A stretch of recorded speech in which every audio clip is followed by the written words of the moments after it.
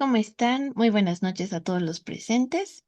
Para empezar a tiempo y también terminar a tiempo, vamos a empezar con este quinto taller de investigación aplicada TIA. Es un gusto darles a todos la bienvenida. Ya se está transmitiendo vía Facebook y aquí tenemos a personas que se están conectando al Zoom. El TIA es un espacio de diálogo organizado conjuntamente por el Instituto de Investigaciones Socioeconómicas ISEC de la Universidad Católica Boliviana y la Fundación ARU. El día de hoy tendremos la presentación de dos working papers enmarcados en la agenda de economía laboral. Uno titulado Factores sociodemográficos y laborales de la subocupación en Bolivia y el segundo Desigualdad salarial en Bolivia, evidencia mediante descomposición y métodos de emparejamiento. Para iniciar esta jornada, voy a dar la palabra a la doctora Fernanda Wanderley, directora del ISEC, quien nos brindará las palabras de apertura para este día. Doctora Wanderley, tiene usted la palabra. Muchísimas gracias, Laura. Para mí es una alegría estar abriendo el quinto taller de investigación aplicada de 2026 con el tema de desigualdad y precariedad laboral en Bolivia desde una perspectiva de economía laboral. Teniendo dos papers que nos van a mostrar los temas de los factores sociodemográficos y laborales de la subocupación en Bolivia y la desigualdad salarial en Bolivia, evidencia mediante descomposición y métodos de emparejamiento. Quisiera iniciar saludando a nuestros dos expositores de hoy, José Alejandro Chávez Condore, pasante de investigación en la Fundación ARU, y también Alejandro González Jiménez, también de la Fundación ARU. También quiero saludar y agradecer a Alejandro Herrera Jiménez, investigador de la Fundación INESAT. Y también quiero saludar a todos los que nos acompañan hoy en esta sesión. Es importante siempre recordar que este espacio, el taller de investigación aplicada, una colaboración entre el Instituto de Investigaciones Socioeconómicas de la Universidad Católica Boliviana y la Fundación ARO, ya ha cumplido más de 10 años y venimos desarrollando alrededor de 8 a 10 sesiones anuales. Este es un espacio que encontramos muy importante, siendo su objetivo la presentación de proyectos de investigación, de resultados de investigaciones que todavía principalmente no fueron publicadas y que por lo tanto tenemos comentarios de expertos en la temática correspondiente que contribuyen con una perspectiva crítica, constructiva, para la mejora y continuación de los trabajos. Este espacio es un espacio académico de buena práctica, donde también se practica y se enseña qué es la crítica entre pares, donde se puede y se debe no solo elogiar los trabajos, sí mostrar y enfatizar los puntos positivos desde la perspectiva de los comentaristas, pero también los puntos donde uno encuentra que se puede mejorar. Así, los autores tienen la oportunidad de tener sus trabajos leídos, analizados con seriedad, con compromiso y tener, por lo tanto, ese retorno de expertos. Esos son espacios muy importantes en la academia para que trabajos que sin duda alguna iluminan problemas centrales de nuestra sociedad, de nuestra economía, como es el que hoy estamos analizando, que son cuáles son los factores que están reproduciendo las desigualdades en el mercado laboral, es sin duda alguna un tema importantísimo, no solo académico, como también de política pública.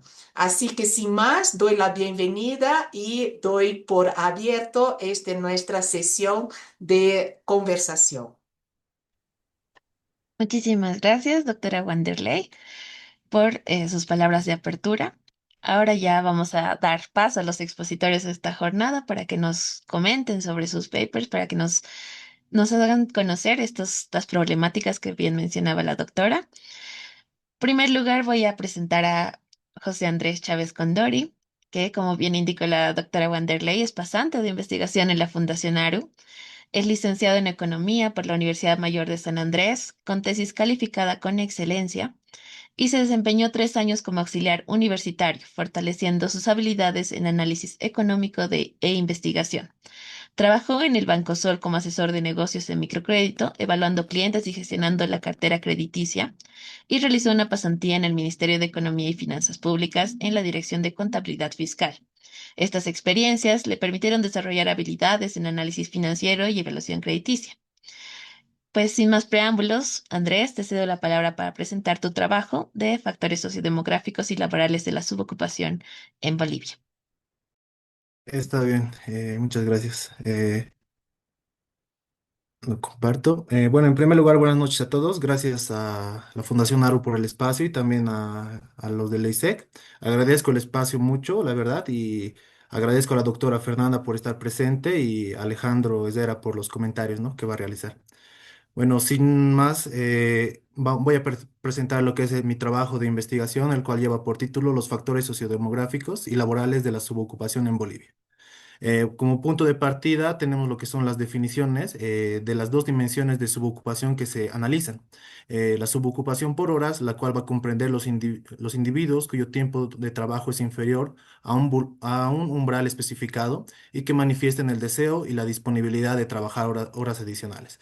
Mientras que la subocupación por ingresos va a representar a toda la población ocupada con jornadas mayores o iguales a las 40 horas semanales y que sus ingresos resulten menores o inferiores al salario mínimo legal.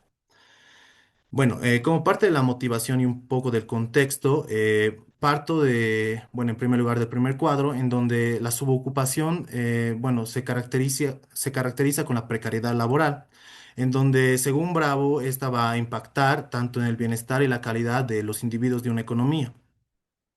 Ya, entonces, enfocándonos ya en un desafío regional, bueno, en el Organismo Internacional del Trabajo menciona, ¿no?, y aclara de que en América Latina y el Caribe se tienen bajas tasas de desocupación y una alta informalidad, lo que hace que los empleos no sean de calidad.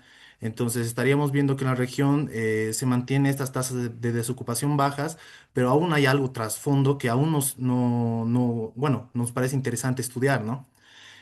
Pasando al tercer cuadro, ya en un contexto nacional, en Bolivia, del año 2009 a 2019, se han tenido tasas de desocupación relativamente bajas o, bueno, con una caída clara, pero después de la pandemia de 2020, se ha tenido un incremento en sus mismas tasas, esto citando a la licenciada Beatriz Muriel, la cual, bueno, hacía mención de esto, ¿no? Entonces, en consecuencia, lo que se tiene es una subutilización de la fuerza laboral, es decir, no se está utilizando de una forma eficiente la mano de obra de los individuos, lo cual da como una contribución productiva ineficiente para la economía en sí. Entonces, los grupos más afectados, bueno, vienen siendo, según Normachea y Hurtado, vienen siendo tanto mujeres, jóvenes, personas que residen en el área rural y trabajadores por cuenta propia.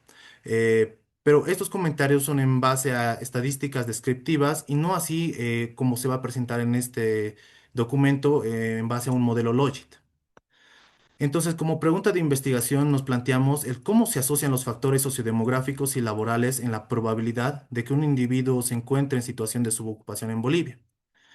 Para ello, en la revisión de literatura, bueno, se tiene diversos autores en los cuales estudian los factores sociodemográficos y laborales en sus economías, esto mediante modelos Logit en su mayoría, en donde, bueno, llegan a ciertos acuerdos en tener esos factores, tanto sociodemográficos como laborales, más relevantes, como ser el de la educación, el estado civil, la edad, el sector en donde está trabajando y el grupo ocupacional que tiene el individuo, ¿no? Ya pasando lo que son las estadísticas descriptivas, en el primer cuadro podemos ver la distribución de la población económicamente activa, la cual, bueno, va a estar los ocupados y los desocupados, que va a ser la suma de los cesantes más los aspirantes. ¿Por qué es relevante mostrar los ocupados? Ya que dentro de esta población ocupada se va a encontrar lo que es la población subocupada. Entonces, vemos que en este cuadro la población ocupada representa el 97, bueno, casi un 98% de la composición de la PEA, en donde tiene una muestra de 29.197 personas y una población representativa aproximada de 7.042.000 personas.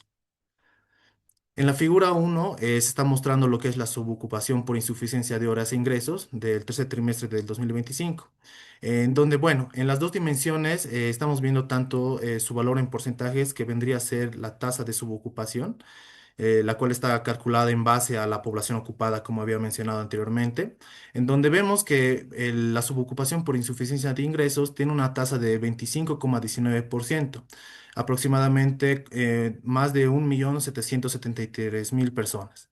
Mientras que la subocupación por insuficiencia de horas tiene una tasa de 7,22% y una población representativa de 508.000 personas, ¿no? En la figura 2, lo que estamos apreciando es la distribución de los subocupados según por grupo de edad, género y área. Entonces, la intención de esta figura es mostrar en qué grupos de la población tiende a concentrarse bueno, mayormente la población. En primer lugar está lo que es la variable edad, en donde vemos que las barras azules representan a la dimensión de subocupación por horas, en la cual tanto el grupo de 14 a 29 años como de 30 a 45 años tienen una concentración mayor en comparación a los demás grupos, representando ya un 36,6% el grupo de 14 a 29 años y un 37,3% el grupo de 30 a 45 años. Y bueno, vemos que ya para la dimensión de ingresos en esta misma variable edad, el grupo de 30 a 45 años es el grupo con mayor concentración de población en subocupación por ingresos, con un 31,4%.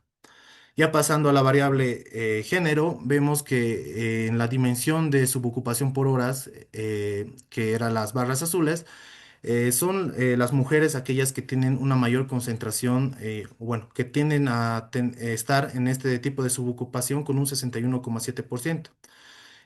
Pero vemos que esta dinámica, si vale el término, tiende a invertirse para lo que vendría a ser la subocupación por ingresos, en donde son los hombres aquellos que tienen una mayor concentración de población subocupada, con un 54%.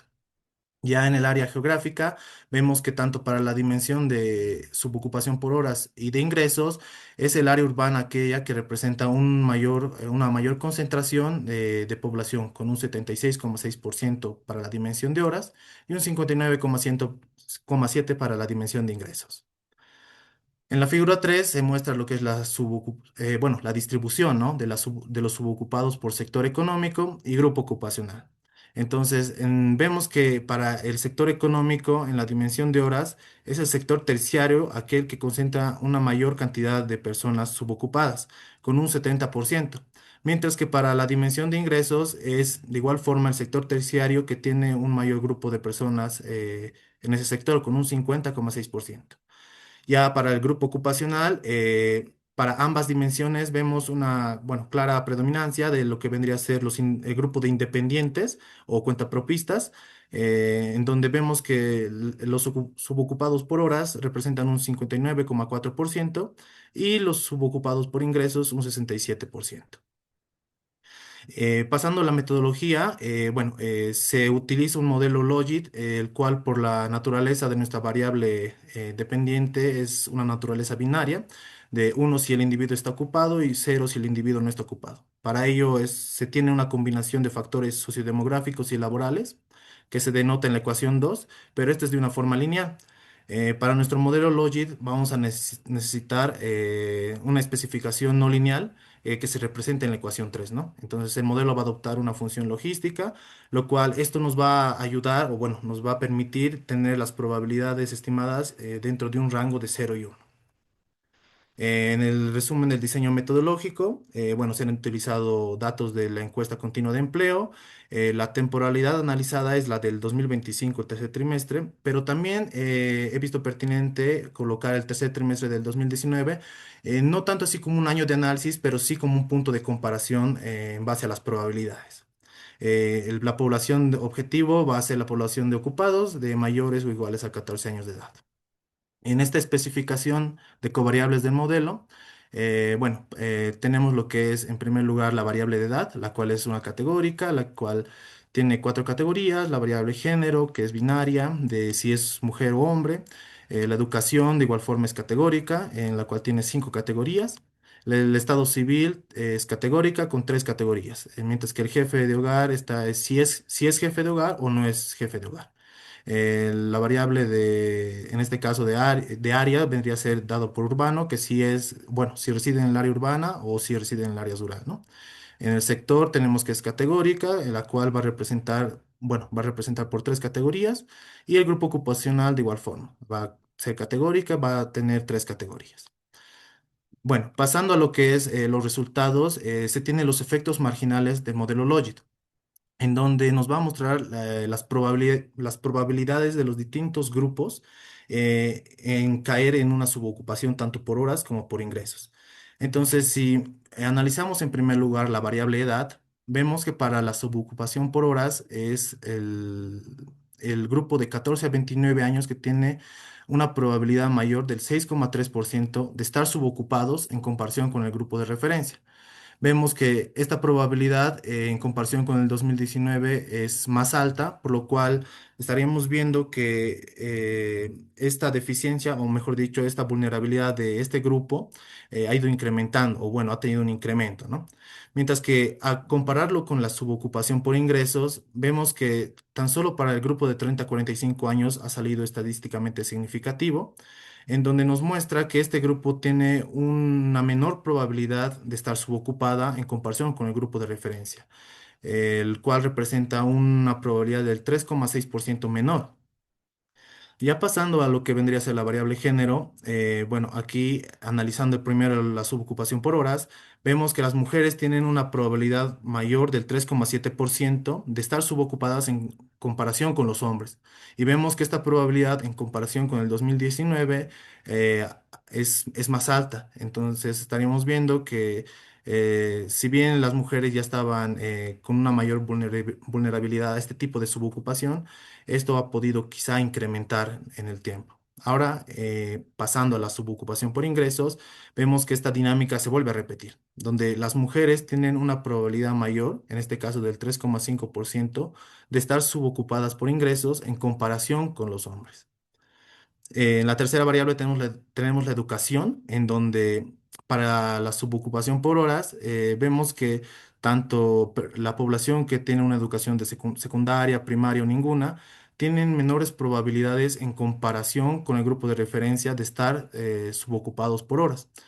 Esto es llamativo debido a que estaríamos viendo que este grupo de personas que tienen este nivel de educación podrían quizás realizar otro tipo de trabajo no calificado al no tener una educación superior, lo cual se estaría viendo de que pueden cubrir las 40 horas semanales necesarias, ¿no? Mientras que para la otra dimensión, que es por ingresos, vemos que esta dinámica tiende a ser diferente, en donde en este caso la educación o la baja educación se castiga, ¿no?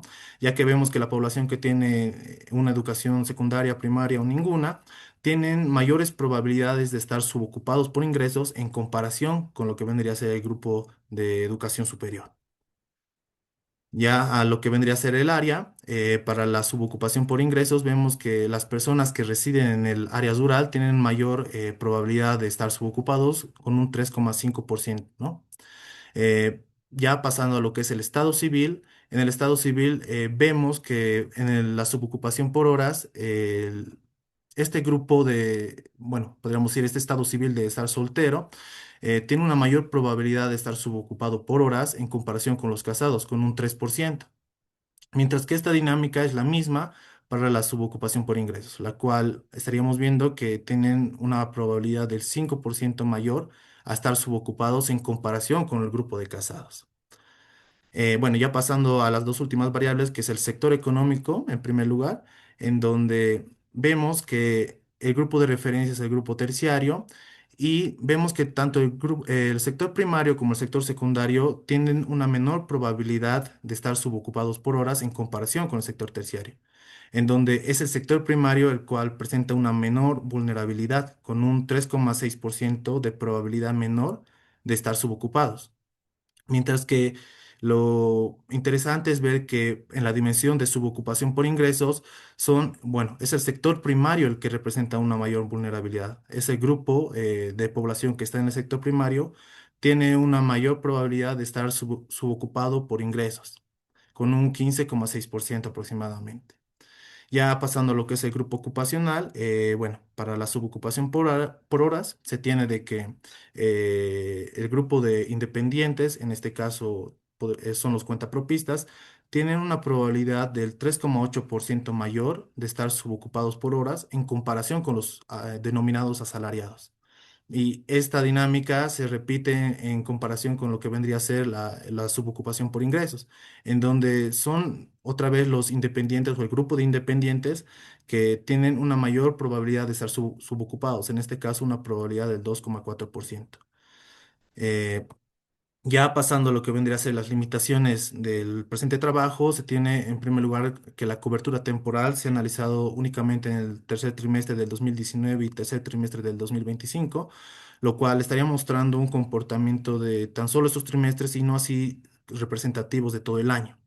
En el alcance del modelo se tiene la limitación de que el modelo Logit solo va a identificar asociaciones y no hace una causalidad como en otros modelos. Bueno, y como una tercera limitación se da una posible endogeneidad en donde el grupo ocupacional puede estar influenciado por otros factores no observados, ¿no? Como la experiencia, contactos, preferencias. Y bueno, esto es lo limitante a veces en los trabajos en donde incluye el mercado laboral. Ya pasando a las conclusiones, bueno, he visto pertinente realizar un cuadro en donde se ven, ¿no?, los puntos más relevantes que se han encontrado. La variable edad para la subocupación por hora se tiene que el grupo bueno, que mayor probabilidad tiene de estar subocupado es el grupo de 14 a 29 años. Mientras que para la subocupación por ingresos, se vio que el grupo de 30 a 45 años son aquellos que tienen una menor probabilidad de caer en esta situación. En la variable género se vio que tanto en la subocupación por horas como en la subocupación por ingresos son las personas, o bueno, el grupo de población que mayor probabilidad tiene a caer en en estos tipos de subocupación. Ya para lo que es el área, en la subocupación por ingresos, se ve que el área rural tiene una mayor probabilidad de estar subocupados en comparación con el área urbana. El estado civil se tiene que para ambas dimensiones de subocupación, el estar soltero tiende a incrementar la probabilidad de subocupación, mientras que en la educación se ve una dinámica distinta, ¿no? En donde para la dimensión de horas, una educación baja tiende a reducir la probabilidad de subocupación.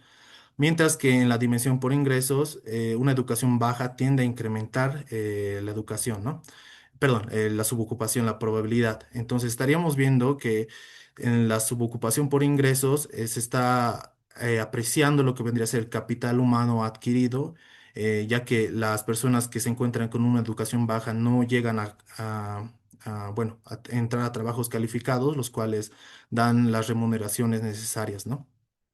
En el grupo ocupacional se tiene que para ambas dimensiones son los cuentapropistas, el grupo de independientes, aquellos que tienen una mayor probabilidad de entrar en ambos tipos de subocupación. Y bueno, finalmente en el sector económico se tiene que el sector primario, en la dimensión de horas, es aquel que tiene una menor probabilidad de subocupación. Esto por la naturaleza de los trabajos de este sector, en donde son trabajos arduos y bueno, llegan a cubrir incluso mayor de las 40 horas semanales, ¿no? Mientras que en la subocupación por ingresos es el sector primario el cual tiene una mayor vulnerabilidad debido a que el trabajo no es bien remunerado. Como unas pequeñas recomendaciones, bueno, en primer lugar se tiene que, bueno, como un resumen, ¿no? Se diría que es necesario integrar estrategias que puedan unir esfuerzos entre tanto el sector público como el sector privado de manera coherente, ya que en los últimos años hemos visto, ¿no?, que el sector público es el sector el cual quiere hacerse cargo quizá de la mayoría de las cosas, pero es necesario este diálogo para así dentro de esto hacer programas en los cuales se oriente a una inversión con ciertas ventajas para el sector privado y los incentivos económicos hacia la creación de empleos dignos que son necesarios, ¿no? Bueno, eso sería todo. Muchas gracias. Muchas gracias, Andrés, por bueno, la presentación, por, por, el, por darnos el vistazo sobre tu paper. Ahora vamos a dar paso a los comentarios para este paper de parte de nuestro comentarista invitado, Alejandro Herrera Jiménez. Permítanme, mientras tanto, lo voy a presentar mientras Andrés termina de quitar su presentación para que Alejandro Herrera también pueda compartirla. Perfecto. Permítame presentarlo. Alejandro es investigador en la Fundación INESAT y coordinador de su extensión formativa INESAT X. También es docente en la Universidad Católica Boliviana, en la Escuela de la Producción y la Competitividad, la EPC, y en el aula bursátil de la Bolsa Boliviana de Valores. Fue Research Fellow del Departamento de Investigación del Banco Interamericano de Desarrollo en Washington, D.C. Cuenta con una maestría en Economía por la Universidad Católica Boliviana, una maestría en Economía y Finanzas por la Barcelona Graduate School of Economics, Universitat Pompeu Fabra, y una maestría en Lógica, Filosofía y Método Científico por la London School of Economics. Sus áreas de trabajo integran el razonamiento y las estructuras causales, los métodos de inferencia causal, la epistemología y la econometría aplicada, con aplicaciones en economía laboral, evaluación de intervenciones de política y educación e inclusión financiera. Ha publicado artículos académicos en revistas como el Journal of Economic Behavior and Organization, entre otras. Alejandro, tienes la palabra. Bueno, en principio, muchas gracias a la Fundación ARU, al ISEC, por este espacio. Es un poco entrañable para mí retornar justamente a los días porque me tocó estar del otro lado, ¿no? Al inicio, hace unos años, de expositor y yo entiendo, ¿no? Los nervios que uno tiene cuando expone su trabajo, qué va a decir el comentarista. Y creo que Fernanda lo ha resumido muy bien. Este espacio es justamente para poder contribuir a los documentos, que se entiende muy bien que son trabajos en desarrollo. Entonces, inicialmente quiero felicitar a los dos autores. Ahora voy a comentar el trabajo de Andrés y más tarde el de Alejandro, pero simplemente mencionar de que los puntos que estoy tocando acá son para mejorar el documento. Y de hecho, un poco lo estoy planteando como yo hubiera querido tener mis comentarios cuando alguna vez expuse, ¿no? Así bien puntuales y creo que ojalá les pueda ayudar a los dos autores. Entonces, déjeme empezar con algunos puntos. Creo que ya Andrés lo ha mencionado. Su documento está entrando a las características sociodemográficas y laborales de estas dos definiciones que él plantea de análisis sobre la subocupación. Está utilizando la encuesta continua de empleo.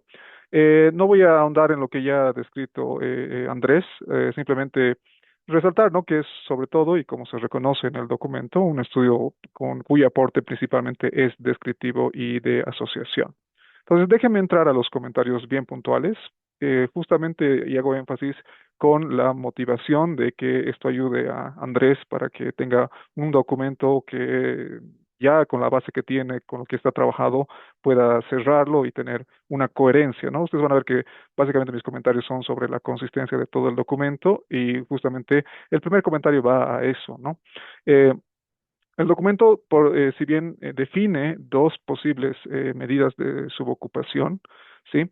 Eh, las plantea, pero tampoco se entra mucho a el análisis de, por ejemplo, factores que las determinan.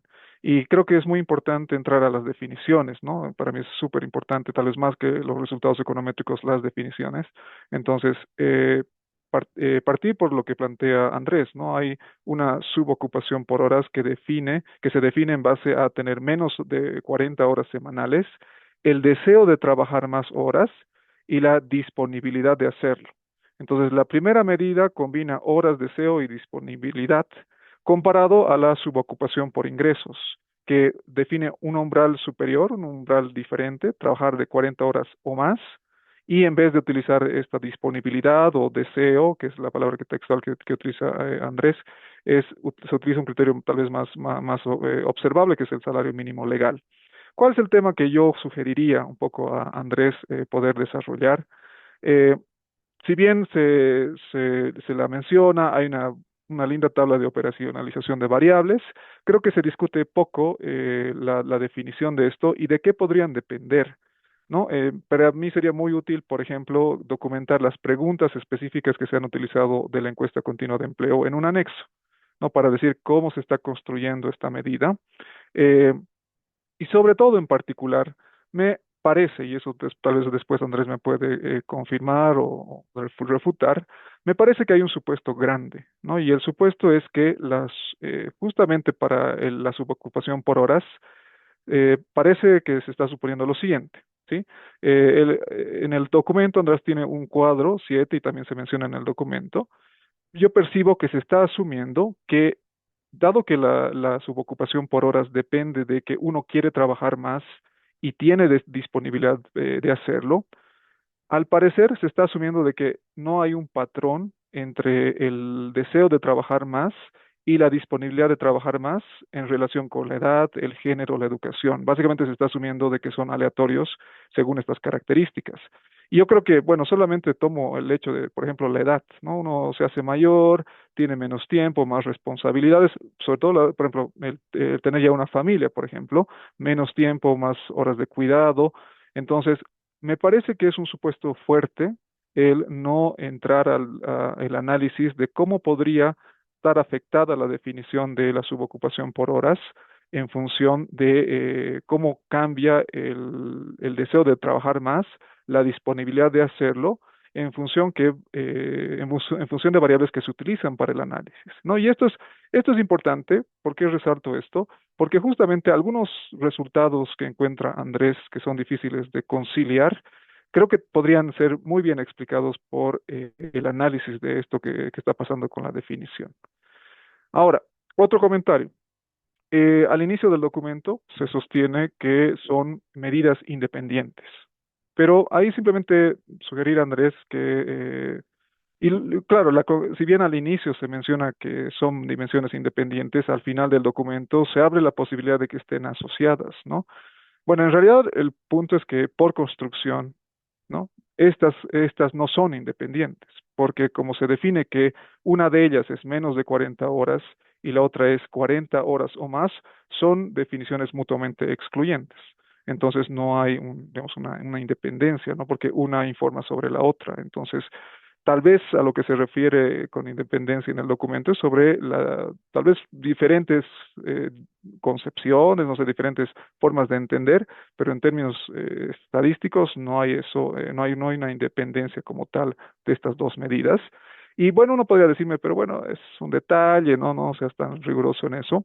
El problema es que en algunas partes del documento se habla de una doble penalización, es decir, que alguien podría ser subocupado por horas y subocupado por ingresos.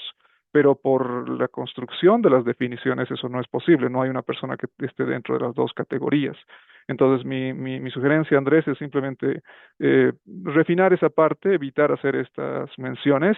Ahora, si Andrés, tú quisieras de alguna forma entrar a este análisis de la posibilidad de que una persona sea subocupado por horas y subocupado por ingresos, posiblemente el siguiente paso natural es pasar de un logit binario a un modelo multinomial, ¿no? Y puede ser una extensión interesante para que puedas ver, obviamente hay que trabajar con la definición, no es tan esto directo, hay que, lo que te decía, reflexionar tal vez sobre cómo se está definiendo los resultados y pasar a este modelo.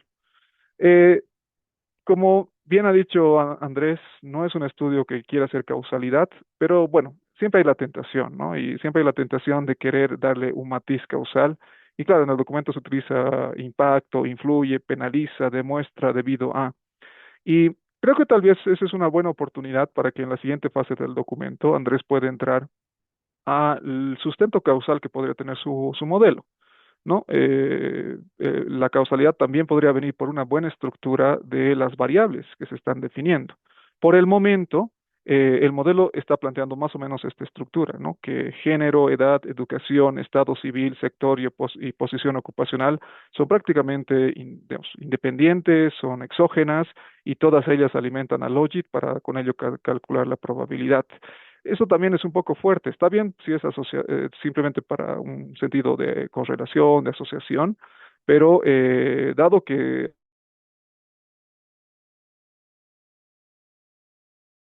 que creo que vale la pena entrar a cómo podría ser la estructura. Yo creo que la estructura es algo así, mucho más compleja, ¿no? Esto es simplemente una adaptación de algo que estamos trabajando con Beatriz Muriel sobre un tema.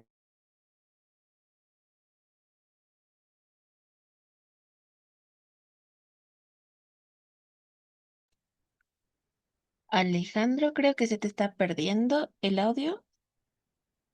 Ya no te escucho. No estoy segura si se le perdió, ¿verdad? ¿No la escuchan tampoco? Sí, no, no, no se No. escucha. Ya, creo que No, no tuvimos escucho, no escucho. un pequeño inconveniente con Alejandro. Vamos a esperar unos segunditos, por favor.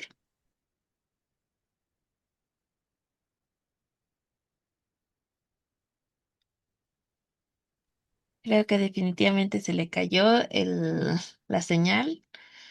Vamos a darle unos minutitos mientras, bueno, mientras tanto voy a aprovechar. Hay una pregunta que surgió en Facebook, que justamente era cuando estabas haciendo la exposición, Andrés. Así que tal vez mientras tanto podríamos responderla, mientras esperamos a que Alejandro se vuelva a conectar. Yo creo que en unos segundos se vuelve a conectar. Y la pregunta es, ¿qué rango de edades utilizaron para el análisis? Creo que tenías un cuadrito donde los sintetizabas, los temas de edades, así que tal vez podríamos comentarle esto a Sandra Carvajal mientras... Ah, ahí está Alejandro. Mil Ahora disculpas, sí, creo que sí. sí, Sí, un segundito, por favor, voy a compartir. ahí No, está, ahí está, ahí está. voy a abreviar un poquito. Perdón, mil disculpas. Ahí Bueno, está, entonces sí, perfecto. simplemente retomar ese punto que le decía y podemos discutir después con Andrés, que tal vez el siguiente paso es también un poco entrar a la relación, interrelaciones entre variables. Ya les decía, simplemente con eso me corté, que por ejemplo para mí la edad podría ser un factor que incide en en la educación, el sector y recién a través de eso en los resultados laborales. Entonces, vale la pena yo creo que entrar a la posible relación y darle a través de eso un matiz posiblemente causal a a su modelo. Bien, voy abreviando. Simplemente cierro con estos aspectos. Le voy a dar la presentación más completa a Andrés. Eh, Justamente volviendo a la cuestión de la definición. eh, por ejemplo, el hecho de que el resultado sobre la edad sea de alguna forma diferente entre la subocupación por horas y subocupación por ingresos, creo que se podría explicar mejor, ¿no? Se podría de alguna forma dar una noción mucho más clara de lo que está sucediendo, justamente ante el hecho de la posibilidad de que los grupos de edad más jóvenes podrían tener más deseos y disponibilidad para trabajar más que las personas de más edad. Digamos,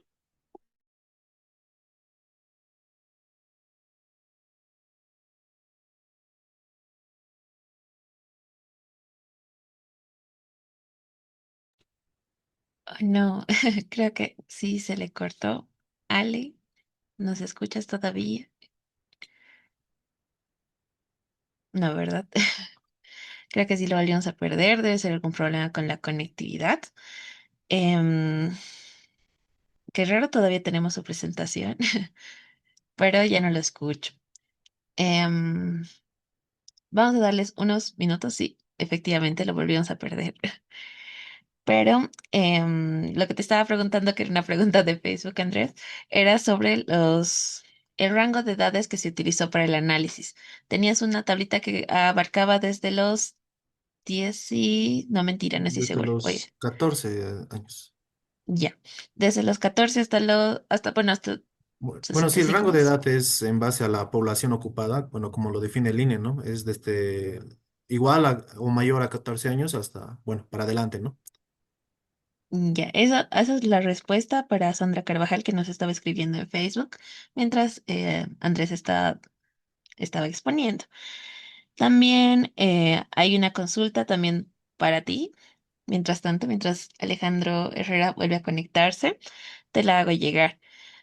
¿Crees que el microcrédito fomenta el subempleo, ya que este podría incrementar la informalidad o qué opina?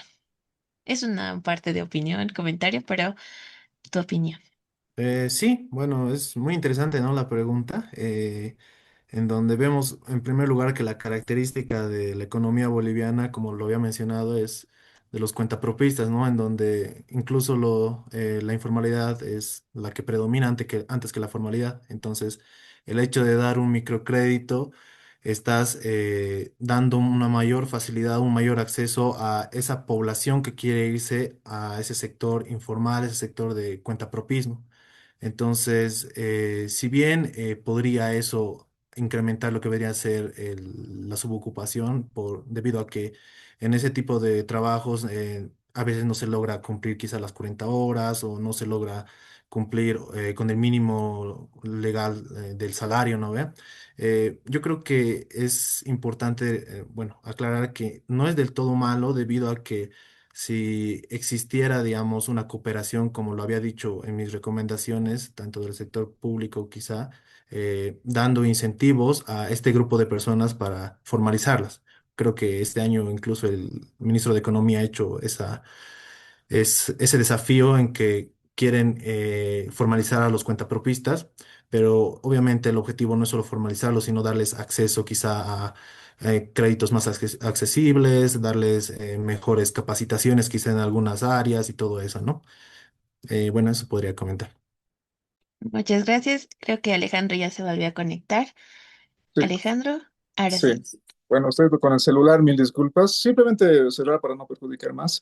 Solamente con esos comentarios creo que vale la pena entrar a los aspectos de la definición para poder de alguna forma tener más luces sobre los resultados que está encontrando Andrés. Simplemente eso, simplemente felicitar de nuevo a Andrés y con eso cierro mis comentarios. Mil disculpas por las interrupciones. No hubo ningún problema. A veces pasa con este tema de la conectividad. Esperemos que pueda volverlo a conectar para la parte de los comentarios con Alejandro. Y bueno, voy a Lau, empezar. ¿podría hacer un comentario con respecto a Sí, lo que me dijo Alejandro? sí, sí. Bueno, sí, con respecto a, creo que había mencionado de que estaba haciendo como una posible asociación en mis conclusiones, tanto de la subocupación por horas como por ingresos. Bueno, ese cuadrito se ha creado más que todo con el objetivo de mostrar cómo en las dos dimensiones existe o sea, un distinto comportamiento en qué grupos son los más vulnerables. Si es que quizá sin querer lo dije de que se asocian estos dos tipos, ¿no? de subocupación. Quizá, si es que lo dije, fue mi error, pero el objetivo no era ese, era como que comparar en la dimensión por horas, que el grupo, por ejemplo, de 14 a 29 años son los más vulnerables, si vale el término. ¿Y qué pasa, pero en la dimensión de ingresos? Obviamente no diciendo de que esto causa lo otro. Bueno, y con lo otro de que había dicho de que quizás es muy complicado, un supuesto muy grande colocar en un solo indicador que trabajen menos de 40 horas, tengan el deseo y estén disponibles. Bueno, quizás sí estaría manejando un gran supuesto, pero como respaldo quizá podría ser que me he basado en base a lo que decía la Organización Internacional del Trabajo, el cual construye este indicador en base a esas tres preguntas. Y en la encuesta continua de empleo, nosotros tenemos exactamente las tres preguntas, es por eso que las he implementado para la construcción de esta. Pero en base a lo que dice Alejandro, quizás sí podría incluso darle una revisión y ver que sí, quizás estoy diciendo un gran supuesto o mejorar quizá la construcción de ese indicador. Eso sería. Muchas gracias. No, yo solamente te invito a desafiar las definiciones, tal vez, ¿no? Porque ahí justamente uno puede tal vez aportar alguna debilidad y justamente tus modelos muestran que uno podría explicar mejor el resultado entrando a los detalles de la definición. Gracias, Andrés. Gracias, Alejandro. Muchas gracias a los dos. Eh, Ahora les voy a presentar a Alejandro González, que nos va a exponer su paper. Voy a presentarlo. Él es Alejandro González Jiménez. Alejandro es pasante de investigación en la Fundación ARU, egresado de Economía con mención de Análisis Económico por la Universidad Mayor de San Andrés, donde fue auxiliar de docencia 2 años y miembro de la Sociedad Científica de Estudiantes. Cuenta con formación en micro y macroeconomía aplicada y experiencia en JD Economy como analista de datos, además de una pasantía de seguimiento sectorial en el Ministerio de Planificación del Desarrollo desarrollando dashboards de indicadores. Desde 2024 es auxiliar de docencia de Econometría 1 y 2, enseñando Stata y EBUS, y brinda mentorías en la Sociedad Científica de Estudiantes. y es que nos presentará su trabajo Desigualdad salarial en Bolivia, evidencia mediante descomposición y métodos de emparejamiento. Alejandra, tienes la palabra. ¿Qué tal? Buenas noches a todos. Gracias, Lau, por presentarme y nuevamente saludar a Alejandro. Un gusto. ¿Me confirmas si se ve la pantalla, por favor? Sí, la vemos. Ponla en pantalla completa para que esté todo tranqui. Y ya. Perfecto. Ya. Súper. Muy bien. Bueno, empezaremos. En esta ocasión voy a exponer sobre el tema desigualdad salarial en Bolivia, evidencia mediante descomposición y métodos de emparejamiento. Muy bien. Bueno, para empezar, hay que ser un poco excluyente, ¿no? Con el término de desigualdad salarial, ¿no? Si bien es algo comentado, una primera motivación es más que todo verificarlo estadísticamente, ¿no? Y es por ello que, partiendo de la OIT, la Organización Internacional de Trabajo, ¿no? Ellos son los que documentan justamente con métodos de desigualdad, de análisis de brechas, que los hombres ganan, ¿no? Un 20% más que las mujeres, ¿no? Y esto persiste pese a los avances en educación y participación femenina. Ojo con este detalle, avances en educación y participación femenina. Estos otros dos autores, tanto Solís y Tordoya, ¿no? Ambos que desarrollan investigación relacionada a brechas salariales, ¿no? Mencionan que existe justamente una desigualdad, ¿no? Primeramente segregación ocupacional y el otro documento que habla sobre ingresos significativamente inferiores, dado, ¿no? Las evidencias de desigualdad cuando hay tanto menor escolaridad o educación y experiencia, ¿no? Entonces, esos principales factores de entrada son los que podrían llegar a hacer que una persona, mujer, ¿no? Podría alcanzar o estaría en desventaja frente a un hombre. Vamos a entonces evidenciar si esto es correcto o no, dado los cuadros que vamos a presentar a continuación. Una última motivación exquisita que es que, bueno, dado que se da esta literatura de análisis de brechas que puede demostrar en la revisión de la literatura, no hay un consenso sobre qué fracción de la brecha responde a diferencias productivas y cuál a una posible discriminación. ¿No? Existe diversidad de estudios que utilizan métodos diferentes, ¿no? Tanto tradicionales como no tradicionales, ¿no? Y dado el estudio de caso, vamos a discutir un poco sobre ellos. Ahí, ahí está. En tanto, nos interesa saber, ¿no? Y esto va a la pregunta de investigación, ¿qué fracción de las brechas salariales en Bolivia responde a diferencias productivas y cuál a condiciones no observables, ¿no? Por género e identidad indígena, ¿no? Ahora, si bien analizamos todos estos documentos, que considero los más importantes para realizar la investigación, ¿no? Vemos que existe tanto diferencias en cuanto a la magnitud de la brecha, ¿no? Eso es lo que quiero llegar.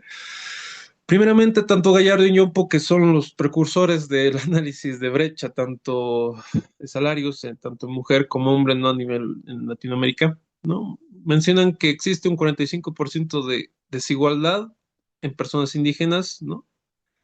Y esta desigualdad es más grande que la de género, ¿no? La limitación, bueno, si bien es dada el método, no existe una limitación, ¿no? Y es el soporte común que más adelante vamos a discutir.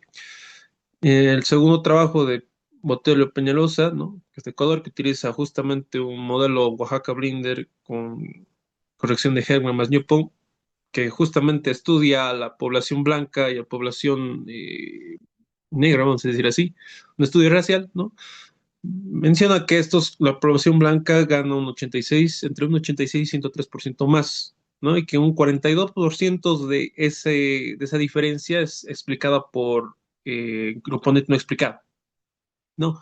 Si bien acá la limitación es que los grupos racionales, ¿no? Existe esa idea, ¿no? De diferencia entre la descomposición, ¿no? Entre algo que puede observarse y algo que netamente no puede ser explicado, ¿no? Y estos dos últimos trabajos que forman parte como núcleo de la investigación, en este caso de Urquide, Valencia y Durán, que estudian la brecha de género, ¿no? Dado las encuestas de hogares de entre 1993 a 2018, encuentran que la brecha ronda entre el 32 y 43%, ¿no? Y además reduce esta.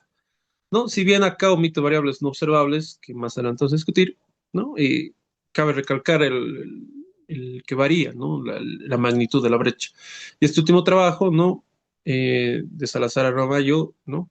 Si bien acá menciona que el componente explicado sube, ¿no? De 67 a 88 por efecto de pandemia, ¿no? Esto varía de acuerdo a la estimación, ¿no? Y acá utiliza un método no paramétrico a diferencia de los otros, ¿no? Entonces esto nos da evidencia de que tanto los métodos pueden hacer variar, ¿no? La magnitud de la explicación de algo que puede llegar a ser una desigualdad ligado a una posible discriminación, ¿no?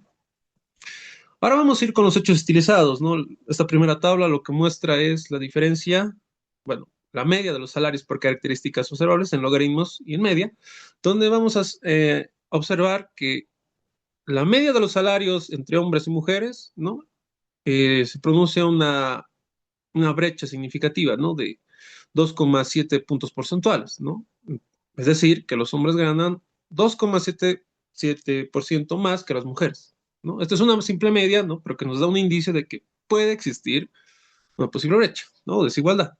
Si vemos por identificación indígena, ¿no? Vale la pena resaltar que la identificación indígena ha sido construida dada eh, la lengua materna de una persona que habla una lengua dada a un pueblo indígena y que se identifica como indígena, eso se encuentra en la encuesta de hogares, ¿no? Para la construcción. Eh, Aquí vemos que igual existe una diferencia entre salarios, ¿no? Un total de 3%, ¿no? De personas que no son indígenas frente a entre las personas que son consideradas como indígenas, dada la especificación de las variables. ¿No? Si vemos por el área, ¿no? Vemos igual manera, esto es un hecho ya evidenciado, ¿no? De que, bueno, las personas en el área urbano ganan un 4%, en este caso en la encuesta de hogares 2024, más que las personas que residen en el área rural. Si vemos por el tipo de empleo, y esto es un poco ya más ligado a la especificación, si bien en la especificación de formal ha sido construida, dada que una persona aporta a la gestora, es asalariado en una empresa pública y recibe aguinaldo, ¿no? Esa es la especificación que se realizó en el trabajo. Podemos evidenciar que una persona formal gana 7% más que una persona informal. Y ahora vamos a ver un poco la composición de esto. No, si bien este cuadro, la tabla 2, perdón, la tabla 2 muestra el rango etario y concentración tiene, vemos que la población, bueno, no, los encuestados en la encuesta de hogares se concentra entre 37 y 45 años, y este es el rango, ¿no? Del estudio. Lo mismo que el nivel de educación, donde vemos que, ay, perdón, donde vemos que acá las personas mayormente educadas que tienen grado en universidad ganan mayor salario que los demás, ¿no? Entonces, aquí se cumple la teoría minseriana, ¿no? Que menciona que mayores niveles de educación o experiencia generan mayores retornos en el nivel de ingresos de las personas, ¿no? Ahora bien, esto es por el tema de actividad económica principal, la tabla 3, donde vemos que las actividades con una media de retorno más se ligan a actividades como servicios técnicos, ¿no? O administrativos, ¿no? Que conllevan trabajos más específicos y al sector, a las actividades, perdón, de salud y educación, ¿no? Muy bien. Ahora vamos a analizar esto, quiero que me presten atención, ¿no? Que es justamente una tabla partida a la mitad, así yo lo digo, ¿no? Donde vemos tanto personas masculinas, femeninas, personas que no son indígenas y personas que se consideran indígenas. Si vemos en los totales, ¿no? Si vemos acá, ¿no? Vemos que existe un 60, perdón, la composición dentro de la encuesta, ¿no? Vemos que 60% corresponde a los hombres y 39% a las mujeres, ¿no? En cuanto al género de este grupo etario, ¿no? Si vemos acá, vemos que la concentración de personas, ¿no? Un 11% del 60%, ¿no? Pertenece a 46, personas de 46 a 55 años y un 16% de este 60% corresponde a personas de 36 y 45 años, ¿no? Entonces, el porcentaje mayor o mayor representativo va ligado a esta edad. No lo mismo de las personas que son consideradas indígenas y no, ¿no? Que igual ronda entre estas edades, ¿no? Ahora bien, en la parte en cuanto a la parte de nivel de educación, aquí quiero que seamos un poco más observadores, Vemos que si bien hay mayores hombres que mujeres, eh, las mujeres que tienen una formación, ¿no? En el área técnica, o vamos a decir, con formación universitaria, ¿no? Que es ese 16 y ese 9%, respecto del total de mujeres, ¿no? Corresponde a un tercio, ¿no? Es mayor, ¿no? Que el de los hombres, ¿no? Entonces, de manera estadística, ¿no? Podemos decir que hay mayores mujeres educadas que hombres educados, ¿no? Eh, y de otra forma podemos ver en cuanto a las personas que son indígenas y no, donde si vemos en esta parte, el 6,21, ¿no? Que son personas indígenas que tienen educación primaria, corresponde casi al 20%, ¿no? Total de personas indígenas, ¿no? De ese 16,56%. Entonces decimos que hay mayor, ¿no? Cantidad de personas indígenas que tienen educación primaria respecto a las demás formaciones, ¿no? Como verán acá, ese 1,12% respecto del 16,56% total es muy poco, muy pobre, ¿no? Entonces, aquí vemos una desigualdad en cuanto a características, ¿no? Y formación de capital humano. Si nos vamos acá, veremos que las personas, tanto masculinas como femeninas y personas indígenas o indígenas, mayormente tienen pareja, ¿no?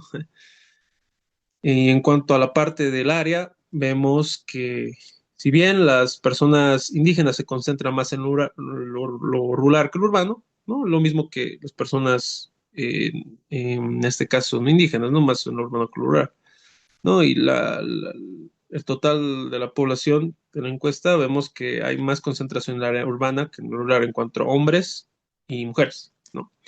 Pero aquí va un detalle, ¿no? En cuanto al tipo de empleo. Vemos que en las cuatro categorías, bueno, primeramente vemos del género, ¿no?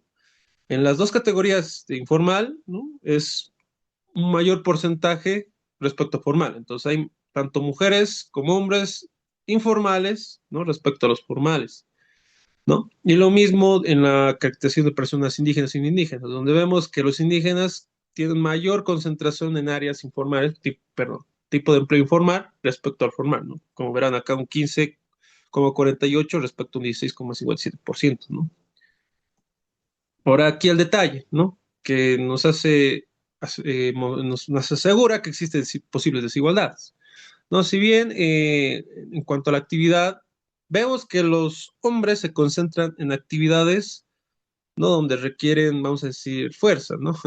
Un poco estereotipado, ¿no? Donde los hombres se concentran en actividades como actividades primarias, actividades de industria y construcción, ¿no? Y de transporte, ¿no? Son los que están con asterisco, ¿no? Respecto del total de hombres. Y en cuanto vamos a las mujeres, ¿no? Ese 10,82 respecto de ese 39,85%, ¿no? Muestra que es un tercio, ¿no?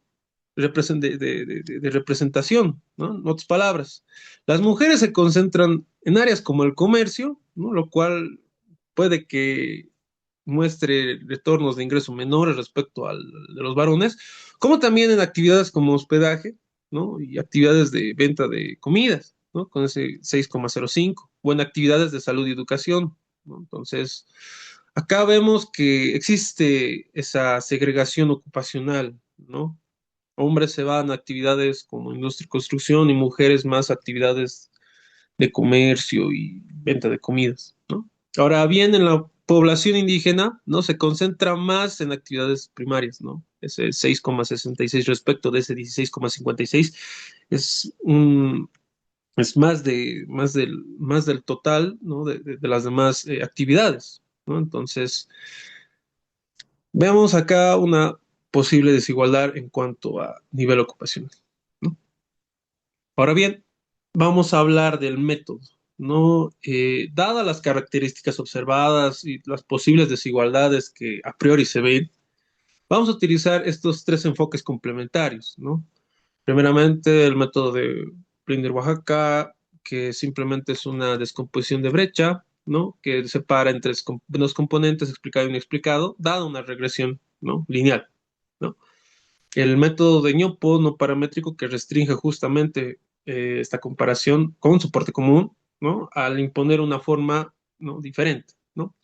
Donde separa en cuatro componentes, explicado, no explicado y partes que se explican, dada mismas características tanto en hombres como mujeres, ¿no? Y él, en un poco más complicado, más complejo es el Propensity Match Score, que en base a inferencia causal no estima el efecto promedio del tratamiento sobre los tratados, es decir, personas, en este caso, dado una variable de control que tienen una característica, ¿no? En este caso es hombre o es mujer o es indígena o indígena, que muestre la posible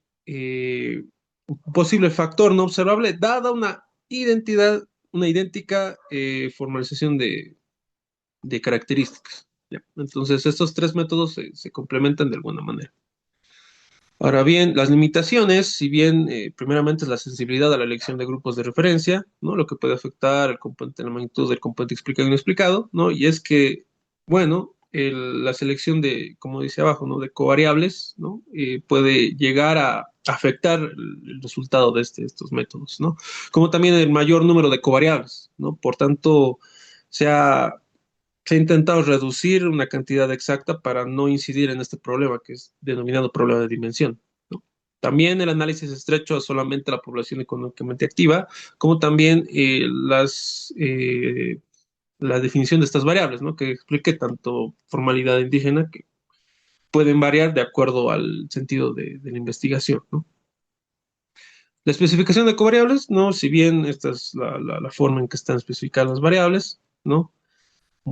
Para mujer, toma uno si es mujer, cero si es hombre, indígena, uno se identifica, cero al caso contrario, urbano, reside en área urbana, cero en área rural, la educación segmentado en formación, ¿no? académica, los grupos de edad ligados a estos grupos etarios de 15 a 65 años, el sector que ya lo vimos, sector, la variable con pareja, uno es casado o en unión libre, cero en caso contrario, formal, si trabaja informal, cero es informal, y la experiencia, ¿no? Que es calculada como la edad menos años de estudio menos 6, ¿no? Que es el rango en que uno se desarrolla, ¿no? Vamos a ir a los resultados, ¿no? En este caso, vamos a hacer observación en cuanto a la parte de diferencia, ¿no? Que en este caso la diferencia entre salarios, ¿no? Es de 29%, donde dentro de esta diferencia un 38%, ¿no? Es explicado justamente por diferencias, perdón, características no observables, ¿no? Y un 9% es explicado por características netamente observables, ¿no? Que en este caso conllevan la educación, la experiencia, la actividad en la cual se ocupa, si es formal o informal, ¿no? En este caso vemos que existe a priori, ¿no? Una posible discriminación, ¿no? Ligada a este componente no explicado, ¿no? Que de alguna forma conlleva casi todo, ¿no? Y las características, si bien tienen el signo negativo, es porque mitigan, ¿no? Estas características no observables. Y esto lo podemos corroborar con la educación, la formación de educación en las mujeres, ¿no? Si bien las mujeres tienen, como hemos visto, mayor educación, no es suficiente, ¿no? Entonces, aunque tengan mayor educación que los hombres, existe aún una posible discriminación, ¿no? ¿No? Dado este componente no explicado. En cuanto a la brecha étnica, podemos ver que pasa lo contrario, ¿no? La diferencia radica en un 41%, ¿no? Y la parte explicada es un 32%, ¿no? Casi toda la diferencia, ¿no? Y ese 0,0, bueno, ese 8% de parte no explicada conlleva factores no observables, ¿no? Entonces, aquí podemos decir que una persona indígena frente a otra no indígena tiene una irregularidad en su salario, una diferencia en su salario, y justamente va a ser por sus características, como ya hemos visto, ¿no? La segregación que va directamente a actividades primarias o la educación que una persona indígena no pasa, ¿no? De estudiar primario hasta secundaria y no representa tanto el componente, ¿no? Entonces, ese es el primer hallazgo. Obviamente todo va a salir significativo, ¿no? Si nos vamos por la descomposición de ñopo, que en este caso es un emparejamiento, ¿no? no paramétrico, no necesita una regresión, ¿no? Vemos que de un grupo de referencia, ¿no? Entre hombres y mujeres, el 98,8%, ¿no? Ha sido emparejado, ¿no? Y el grupo de comparación ha sido un 97,5% emparejado, ¿no? Donde 115 mujeres y 159 varones, ¿no? Hombres, no han sido emparejados, ¿no? Eso cabe recalcar, ¿no? Entonces, en este caso vemos, ¿no? De la brecha total, 0,29, que es similar al anterior antes vista, vemos que la parte no explicada lleva un 35%, digo 0,35, ¿no? Que es equiparable al 38% del anterior método, ¿no? Donde un 6, ese 6, 0,6%, ¿no? Es ligada a características, ¿no? Entonces, mismo escenario, ¿no? Existe una posible discriminación ligada a características no observables, ¿no? Donde aquí el signo cambia, ¿no? Porque acá lo que estás viendo es mujer contra hombre, ¿no? Y no hombre contra mujer, ¿no? Es la diferencia, ¿no? Entonces, ya tenemos dos checks, ¿no? En estos modelos. Lo mismo para identificación indígena, ¿no? ¿No? Donde existe diferencias del 41%, donde esa brecha es explicada por un 32% justamente de las características observables, ¿no? Y un 0,08 es explicado por características no explicadas. Nuevamente, ¿no? Dos modelos llegan a lo mismo, ¿no? Ahora vamos a ir por el ITT, ¿no? Que es justamente el efecto de tratamiento, ¿no? Del emparejamiento, donde se utilizaron tres algoritmos, ¿no? Vecino más cercano, kernel, caterpillar, ¿no? En ambas especificaciones, donde vemos que, de igual manera, a diferencia de los anteriores métodos, acá lo que hace ese ITT es justamente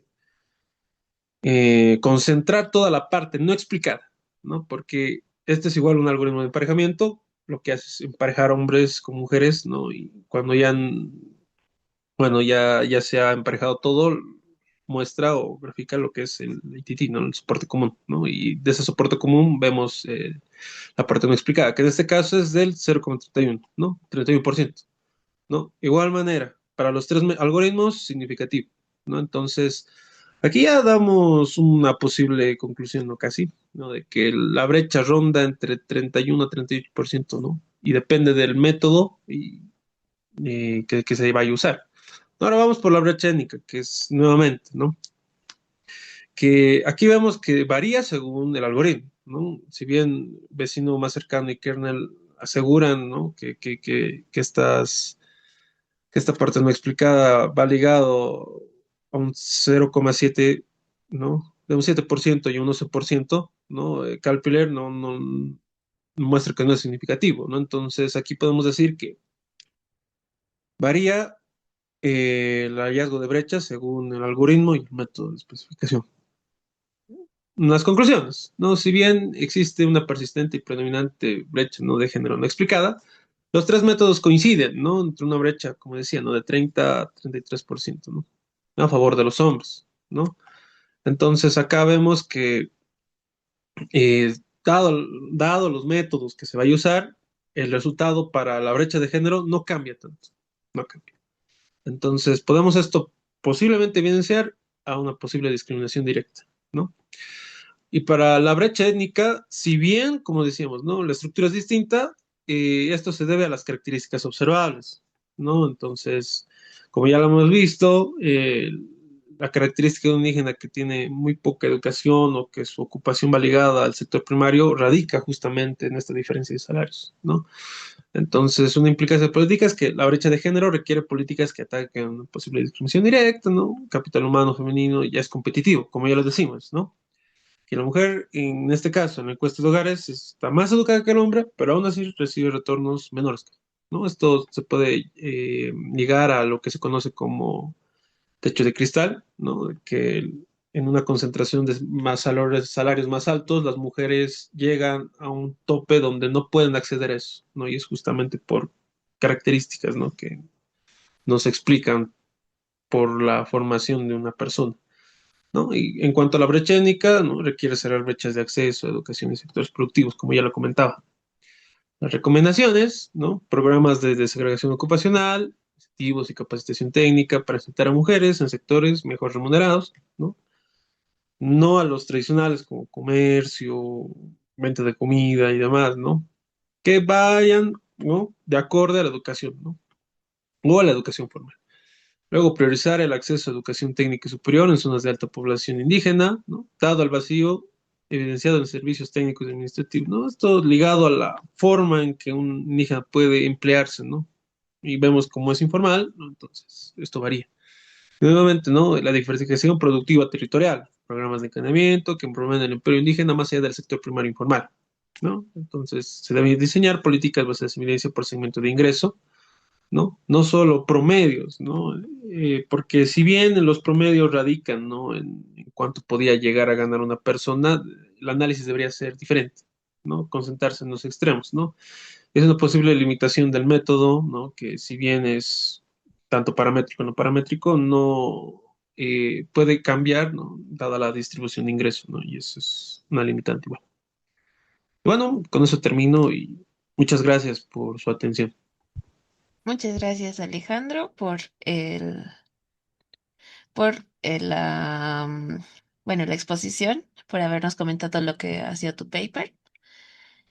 Y bueno, nuevamente le vamos a dar la palabra al Magíster Herrera. Esperamos de que esta vez no haya ningún inconveniente, si no tenemos nuestro plan B. Así que adelante, Alejandro. Gracias, Laura. Sí, sí se corta, ya Laura tiene mi presentación para continuar a través del celular. Bueno, además mencionar de que justamente la Fundación Aru me ha dado el doble desafío de hacer dos papers, ¿no? Así que los he leído, digamos, a detalle y siento si alguno tal vez quiere que comente sobre aspectos de género, aspectos laborales, mis comentarios son más metodológicos, justamente entendiendo de que el aporte que puedo hacer a estos dos documentos es precisar esos aspectos que tal vez están un poco débiles para poder reforzarlos y que ya después, cuando estén publicados, se pueda comentar sobre las implicaciones de política, implicaciones digamos, de temas de género, etcétera, etcétera. Y es lo que voy a hacer ahora también con el documento de Alejandro. Eh, Resalto que él de alguna forma está mostrando una diversidad de métodos, ¿no? Para un mismo fenómeno y a lo largo de la lectura, a pesar de un problema que voy a resaltar más adelante, creo que Alejandro hace una buena exposición de las limitaciones de cada método y hace como una revisión progresiva, ¿no? Es decir, empieza de algo estándar, tradicional, que es la descomposición de Oaxaca, pasa a la descomposición no paramétrica y termina con el propensity score matching. Ahora, lo que sí me gustaría tal vez precisar y pedirle a Alejandro que en el documento tal vez lo haga mucho más explícito y tenga cuidado en lo siguiente, es que las tres metodologías no son necesariamente comparables, ¿no? Porque la muestra está cambiando. La descomposición de Oaxaca, básicamente, como se expone, como bien lo ha expuesto Alejandro y como está en el documento, es básicamente hacer partir de las regresiones minserianas para los dos grupos, sea hombres, mujeres, sea indígena, no indígena, y a partir de esas ecuaciones hacer el cálculo de las brechas, pero usando toda la muestra y extrapolando mediante esas ecuaciones salariales. Entonces, en este primer ejercicio se utiliza, digamos, la muestra en su completitud. Ahora, en ñopo, como también ha explicado Alejandro, lo que se hace es un emparejamiento exacto, ¿no? Y me gusta mucho la exposición en el documento de la maldición de la dimensionalidad, esa es su limitación, pero hay que entender que al hacer el emparejamiento ya estamos con otra muestra, ¿no? Ya no pasamos de la muestra global a una muestra donde sí hay emparejamiento. Entonces, lo que se está midiendo con Oaxaca es, digamos, una brecha para un grupo más grande. La brecha que se está calculando con Ñopo es una brecha para un grupo más pequeño. Y finalmente, lo que se hace, que es el Propensity Score Matching, es hacer de nuevo un cálculo, un nuevo ejercicio, con un emparejamiento ya basado en el puntaje de propensión, pero ahora de nuevo necesita un soporte común, ¿no? Dentro del soporte y bueno, los tres algoritmos que él intenta y como él ha mostrado también que justamente esta tercera aproximación es sensible al algoritmo que se utiliza para hacer el emparejamiento. Entonces, simplemente yo quiero resaltar de que están los tres, están cambiando la cantidad que se está estimando, están cambiando la muestra, están cambiando el soporte, la ponderación y también lo que posiblemente más adelante voy a llamar, vamos a explorar sobre el contrafactual. Y Me gustaría que tal vez en el documento se haga esa aclaración, porque, por ejemplo, en el inicio del documento se habla lo siguiente, ¿no? Se dice, la brecha salarial de género presenta un componente no explicado promedio de 35,5 entre los tres métodos, y la brecha étnica presenta un componente no explicado promedio de 8,9. Eh, no creo que sea lo más adecuado promediar los tres métodos. Incluso, por ejemplo, he hecho el ejercicio, tienes aquí la brecha de Oaxaca, de Ñopo, ¿no? Y tienes la del ATT, perdón, del que se hace con el Propensity Score, con el vecino más cercano. Y claro, coincide con el 355.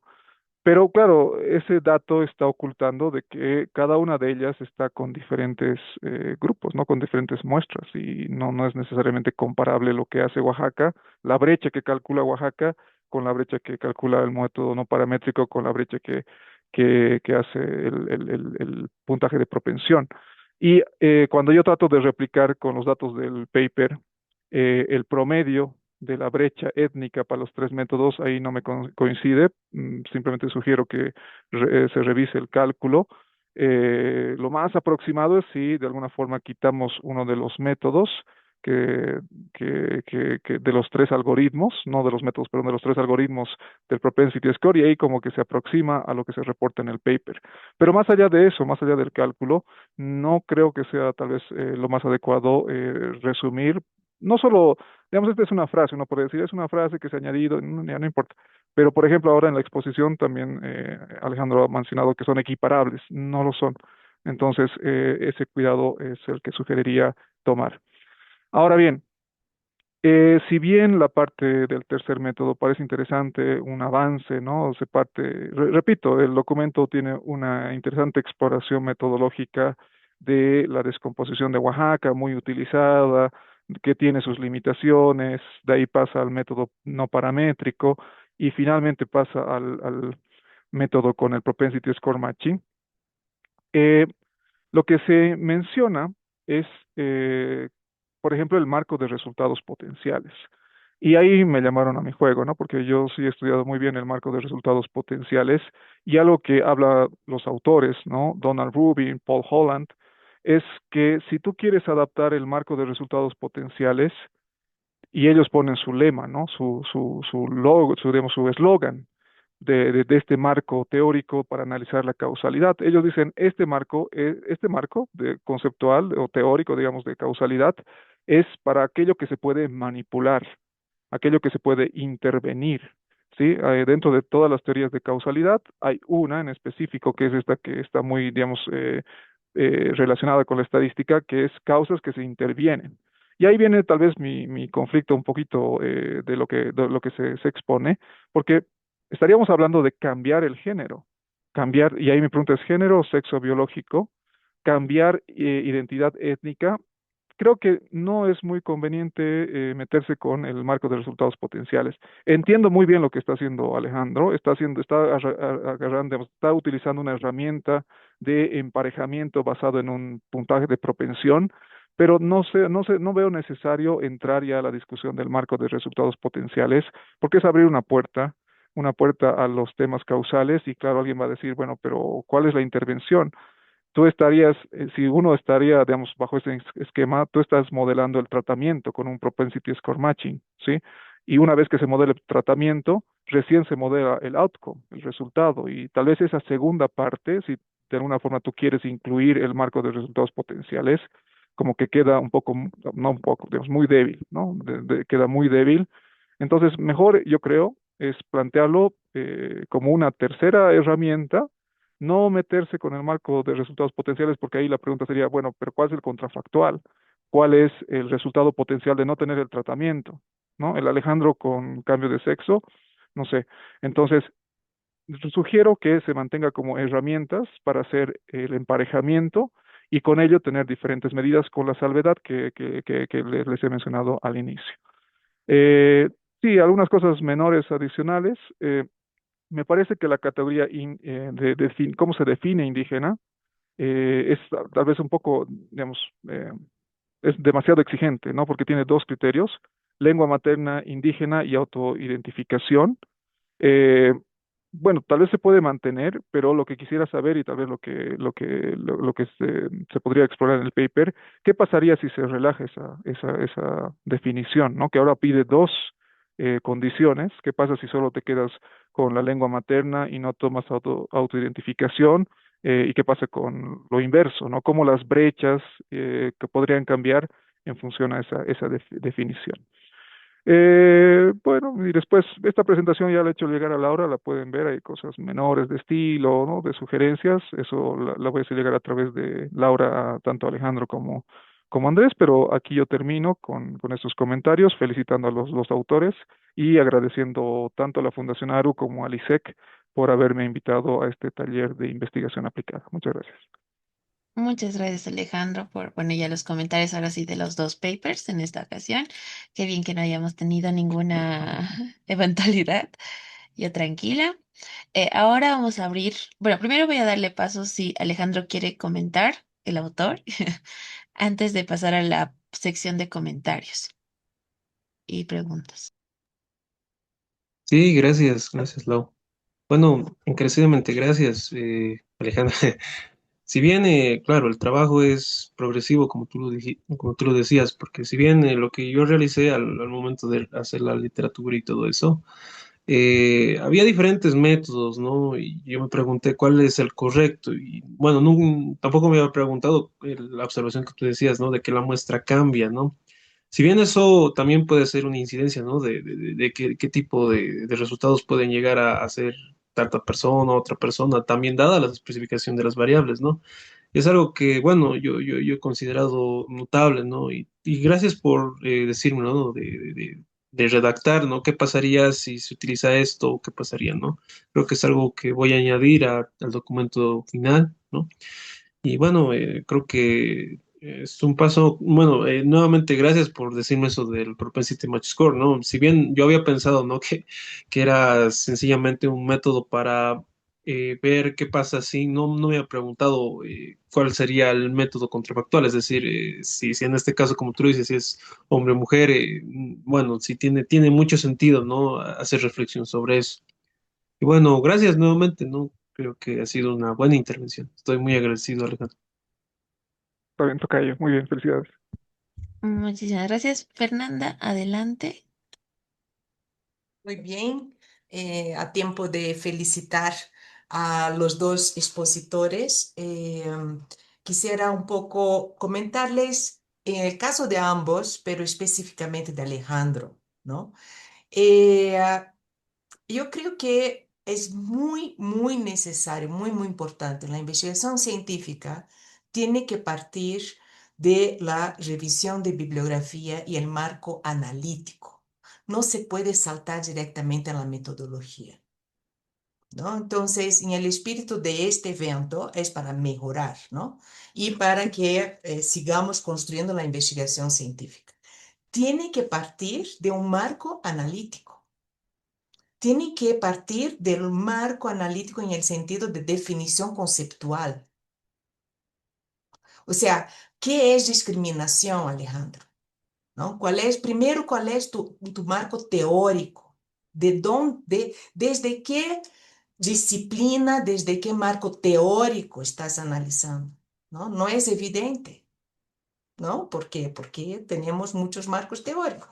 Y la discusión sobre discriminación, ¿no? Tiene un debate disciplinario, interdisciplinario. Entonces, no es menor decir cuál es tu marco y, por tanto, definir cuál es tu concepto de género. También me dio la impresión que tu concepto en realidad es de sexo, no de género. ¿No?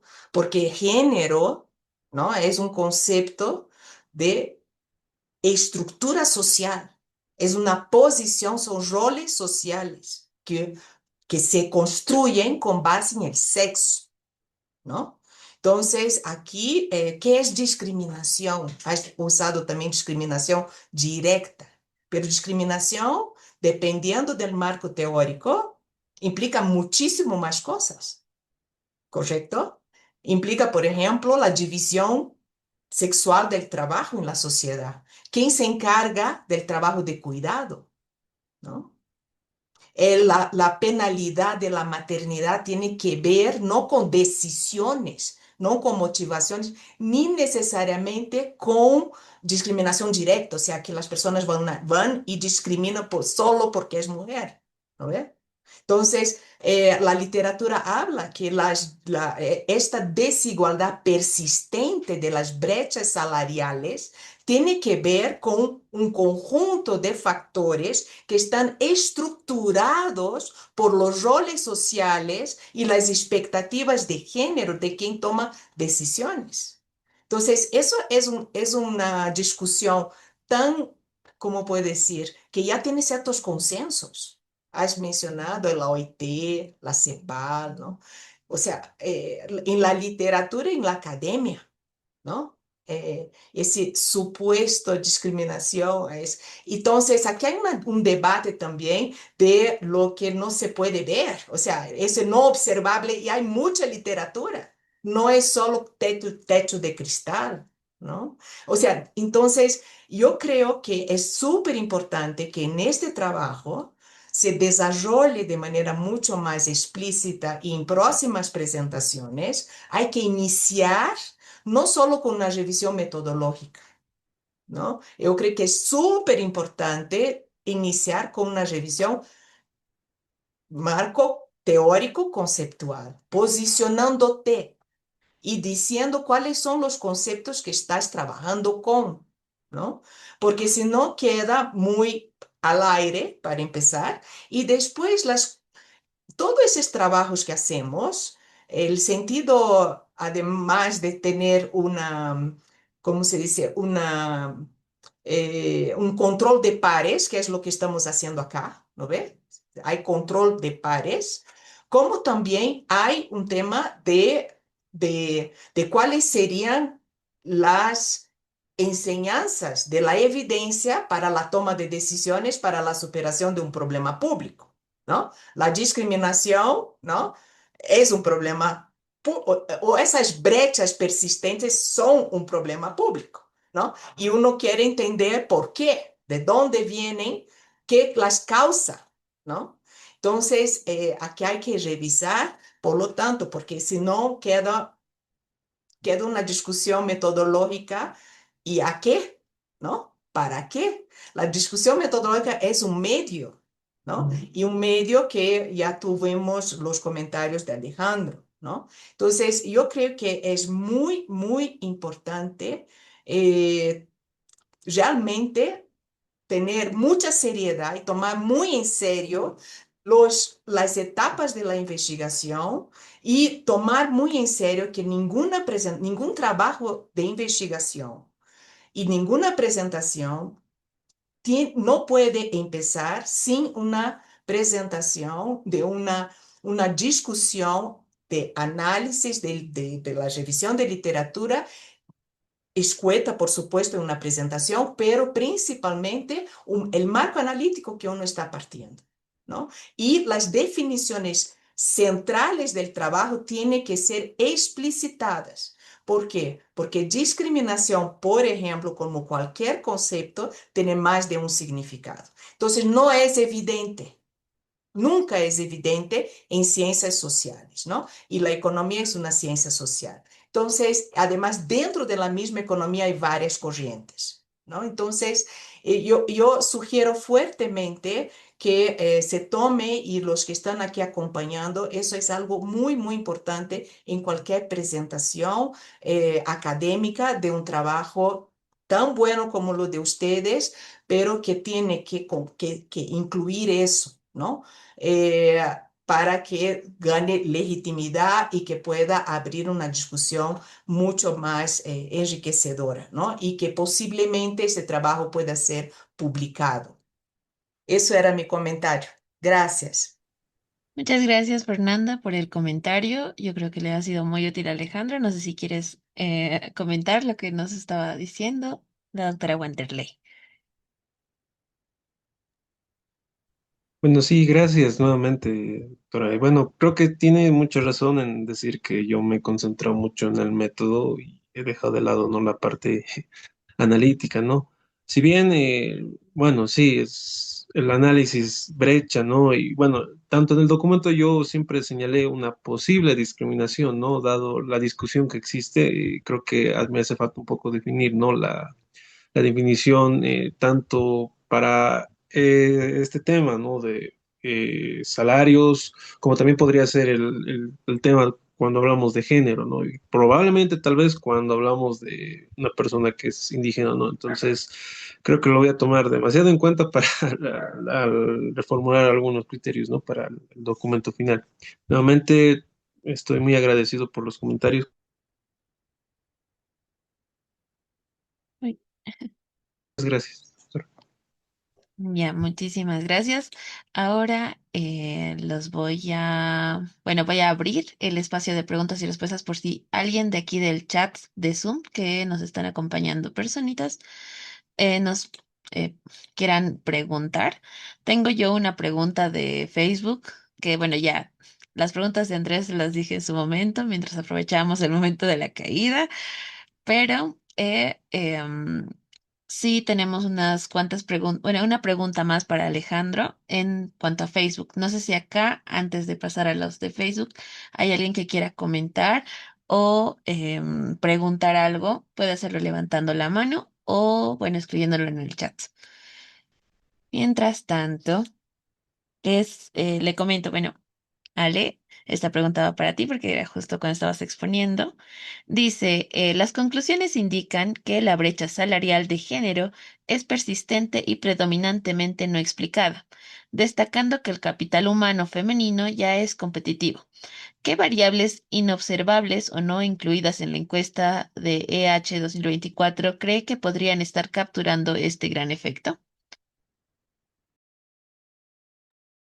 Bien, si bien, bueno, dada la restricción de las covariables, ¿no? Existen variables que se puede, bueno, sacar, o bueno, que están concentradas, pero no de manera explícita en la encuesta de hogares, ¿no? Por ejemplo, puede ser el número de hijos, ¿no? Que puede tener una familia, ¿no? Esto ya no a nivel individual, sino a nivel agregado, un posible efecto que podría estar ligado a esto, como también, nuevamente, ¿no? Si ustedes vieron que existe una segmentación ocupacional, es decir, va a haber personas que se van ligadas a otra actividad, como otra actividad, entonces estos métodos como tal, no revelan de manera, vamos a decir, eh, por grupos, ¿no? Entonces, igual lo puse en el documento que para una mejor explicación de esta brecha sería verlo de manera cuantílica, ¿no? Entonces, esto es otro posible, ¿no? Otro posible método, ¿no? Que en base a las preguntas del EH puede mejorar, ¿no? La estimación. También se puede ver, bueno, si considerar, ¿no? Bueno, yo consideré netamente las personas económicamente activas, ¿no? Entonces, podríamos nosotros ver también qué pasa con las personas que no lo son o los cuentapropistas, ¿no? Como lo hacía Andrés, ¿no? Entonces, ese otro análisis también se puede hacer. Entonces, creo que la discusión de netamente qué variables identificar como características observables, ¿no? Está en debate, ¿no? Y creo que esas podrían ser, ¿no? Excelente, muchas gracias Alejandro. Ahora aquí en el chat hay una pregunta para cada uno. Primero vamos a empezar con la de Andrés. Dice, quisiera preguntar al primer expositor sobre si es que el modelo Logit incluyó variables de interacciones para ver si es que en conjunto estas eran significativas. Andrés. Bueno, gracias por la pregunta, Joaquín. En primer lugar, sí, se ha tratado de incluir lo que son las interacciones entre las variables, por ejemplo, entre lo que es la mujer y su estado civil, digamos, porque estas podrían afectar si bien la mujer es casada o si la mujer está soltera o separada, ¿no? Entonces, el problema que hemos tenido, o bueno, que he tenido al implementar esto es el problema de multicolinialidad, ya que esta estaba teniendo algún problema con otra variable en la cual al estimar el modelo Logi con esta interacción que he querido bueno, añadir a lo que es el modelo, daba más problemas de multicolonialidad y lo que daba como resultado quizá efectos marginales no significativos. Es por eso que por esto es que ya no lo he agregado a lo que vendría a ser al modelo final, debido a que daba mayor problemas y no solo afectaba a esa interacción, digamos que mujer, si está casado, mujer soltera, sino afectaba a las demás variables con lo que vendría a ser la significancia. Entonces lo he visto pertinente, no, ya no tomarlo en cuenta al final, pero yo creo que sí es importante, o bueno, sería interesante analizar quizá más adelante igual esas interacciones y ver la forma, ¿no? de solucionar estos problemas de multicolinialidad que tuve. Excelente, esperamos que eso haya respondido la pregunta de Joaquín. También Joaquín tiene una pregunta para ti, Ale, que dice, en cuanto a la segmentación demográfica, me llamó la atención un poco el por qué existían tantos varones en la muestra respecto a las mujeres. Lo digo porque no sé si eso podría haber afectado a los resultados. Ahí. Ale, perdón.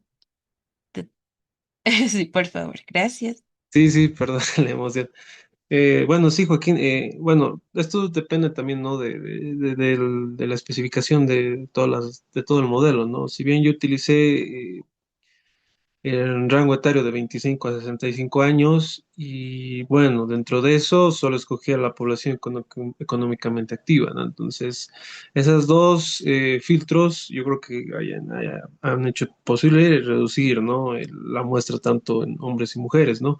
Ahora, pero también sería que ver en qué parte, si lo dices por género o por etnicidad, ¿no? Ahí hay un poco de detalle, ¿no? Pero yo creo que es por eso, ¿no? Muy aparte, al momento de hacer las tabulaciones, ¿no? En el software yo hice de acuerdo a los UPMs, ¿no? Los estratos muestrales. Entonces, esa concentración yo creo que va ligada a eso, ¿no? Y sí, tienes toda la razón. Sí, sí, bueno, depende, ¿no? En parte, ¿no? Este total de observaciones en cuanto a hombres y mujeres sí puede variar de acuerdo a la estimación, ¿no?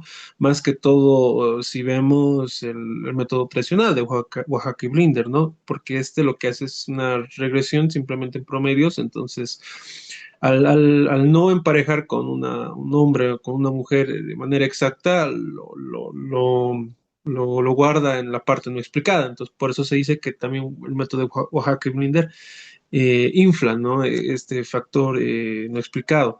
Si lo vemos, como habrás visto, ¿no? Por tanto ñopo y propensity, ese factor no explicado reduce, y eso es por justamente el nivel de emparejamiento. Entonces, si emparejas de mejor manera y mismas condiciones, ¿no? Lo que se llama soporte común, el resultado varía, ¿no? Pero netamente la población, por los métodos tradicionales, sí tendría mucho que afectar.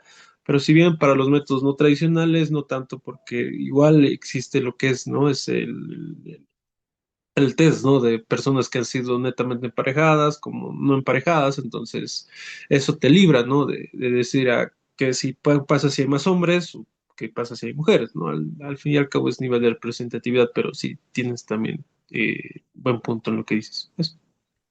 Ya, muchísimas gracias. No sé si quieren comentar alguna cuestión más. En Facebook ya no tengo comentarios ni preguntas. Aquí en el chat tampoco las estoy viendo. No sé si hay algún comentario adicional que quieran hacer antes de finalizar este espacio. ¿Alguno de los dos? ¿No? Ale, Tal vez tú. sí, solamente creo que el comentario que ha hecho Fernanda es muy importante y a veces, ¿no? Sale la última encuesta, queremos calcular como locos y bueno, ahí siempre, yo soy parte también cuando iniciaba la carrera, ¿no? De poner todo a software y tratar de calcular, pero creo que Fernanda ha hecho un excelente punto, hay que partir por las definiciones, pero también algo que yo de alguna forma invito a todos los participantes y sobre todo a Andrés y Alejandro, hay muchas cosas que están detrás de los datos y ver simplemente lo que está en la encuesta, lo que está en los datos, por ejemplo, esto de las definiciones que le apuntaba Andrés, parte también de tener claridad en conceptual de lo que está haciendo. Entonces, simplemente, digamos, apoyar lo que ha dicho, lo que ha dicho Fernanda y con eso ya creo que se hace mucho más factible poder implementar todas los comentarios metodológicos que se ha hecho una vez que tiene claro estas definiciones. Simplemente gracias, eso nada más y de todas formas muchas felicidades. Es muy valorable la valentía de presentar su documento, ¿no? Y creo que eso se valora de parte de Alejandro y de Andrés y cualquier cosa estoy atento a seguir conversando sobre sus documentos. Gracias. Muchísimas gracias, Alejandro. Bueno, muchísimas gracias a los dos expositores, a Alejandro por sus comentarios. Yo creo que con esto ya podemos cerrar, ya que no hay más preguntas ni en Zoom ni en Facebook. Vamos a dar por finalizado este quinto taller de investigación aplicada. A nombre del ISEC y de Fundación ARU, queremos agradecerles por habernos acompañado esta noche. Este espacio, como bien lo ha dicho la doctora Wanderley, reafirma la importancia del diálogo, la investigación rigurosa y el intercambio de ideas para enriquecer la investigación aplicada en Bolivia. Un agradecimiento especial, como anteriormente he dicho, a Andrés por, bueno, la exposición, la primera exposición, a Alejandro por su segunda exposición y a nuestro comentarista Alejandro Herrera, que nos ha compartido sus conocimientos y les ha dado mucha retroalimentación para que ellos puedan mejorar sus documentos que, como les habíamos comentado, son working papers, así que todavía están en desarrollo y esperamos publicarlos. Les invitamos a acompañarnos en los próximos días, donde vamos a continuar promoviendo estos espacios de discusión y construcción colectiva de conocimiento. Les deseamos a todos muy buenas noches y pues hasta mañana. Gracias a todos, hasta luego.